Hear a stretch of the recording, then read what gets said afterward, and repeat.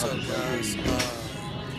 Yeah, all right. So what we got here is just a basic chest workout from when me and Matt were. Did you get me picking my nose?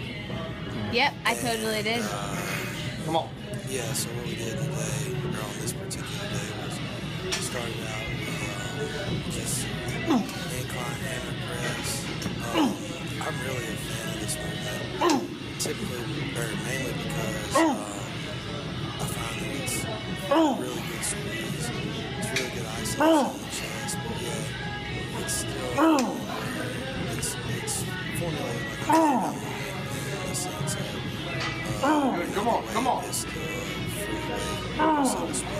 And yeah, on the same hand, when you're training twice a day, Drive. beat the joints into the ground too much. So this allows you to move some heavy weight while still adding some stability on the shoulders and elbows, which is, obviously a plus.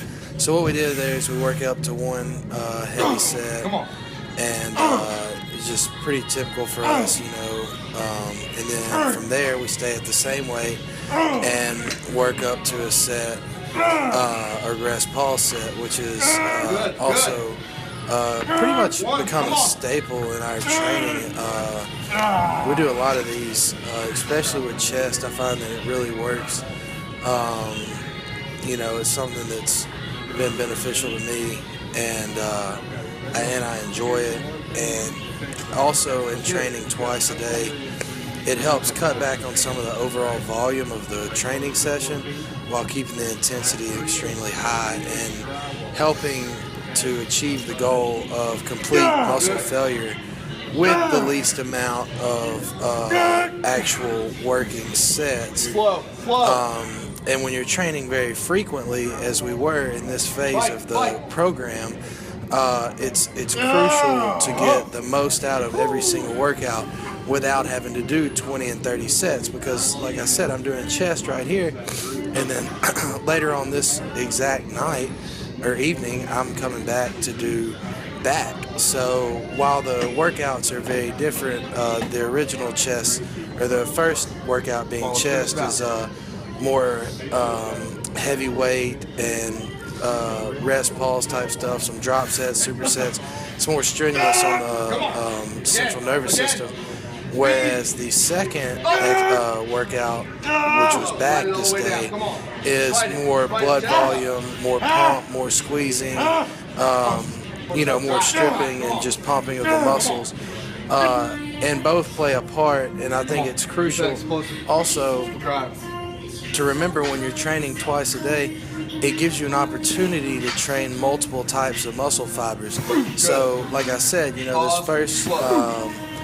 this first workout, we're getting lots of heavy movements in, and and then the second one, it's just a completely different type of muscle fiber. And then the next time in 3 days, when we would do chest and back again, as we did, we flop the order, and back goes first, and chest gets more of the pumping movements at the end. So then from there we go on to which something I haven't really done a lot of until now, but I find that it's becoming extremely beneficial in building up the upper chest, which is something that we all need more of, and it's something that myself being a taller individual with a larger frame, it's something that I've really strived to actually fill out and give me some thickness up top. I noticed in a lot of my shots from the Cal show, when I would hit maybe a front lat spread or some of my most muscular shots, I felt like I was just really lacking some density up top. And this movement is something that Matt and myself both believe that's helping to bring up that thickness in the top of my chest and really help fill me out in the areas that we strive to fill out. And we supersetted that with also a steep incline cable fly, which once again may not be very typical, but on these 2-a-day training sessions, it's all about, we're trying to get in the most amount of work in the targeted area, and basically I'm not gonna say the least amount of time, but it is kind of, you know, the least amount of time in total sets. It's more about the quality of the sets and the quality of the work we're putting in, rather than the quantity of, you know, the weights and the sets both. So if there's a way when I'm training twice a day to get in more work under maybe a little less weight and a little less volume in that training session, then I'm all for it, simply due to the fact of removing some stress from the central nervous system and, you know, just maximizing what time you do have in the gym, because when you're training twice a day, if you're not careful, you'll be in the gym a total of 6 hours. And, you know, obviously there's only so much your body can handle. And within that, I think it's also important to note that these two-a-days, they don't go on indefinitely for me. They're laid out as a part of the program that me and Matt put together. You know, mainly Matt. I just kind of co-sign and, you know, we go over it together. But basically, it's important for him to get my biofeedback, in the sense of he likes to know how I'm feeling, how I'm, you know, progressing, how I'm not progressing. He likes to be there physically with me in each training session, so that he can see, you know, okay, where's this my strength at? Where's my you know, endurance at? Am I looking, you know, beat up? Am I looking, you know, watery from just overstressing the system? There's a lot of variables that he takes into account here, and he's really good at reading me and reading my body and what's actually going on. So yeah, that's just kind of a little insight into that.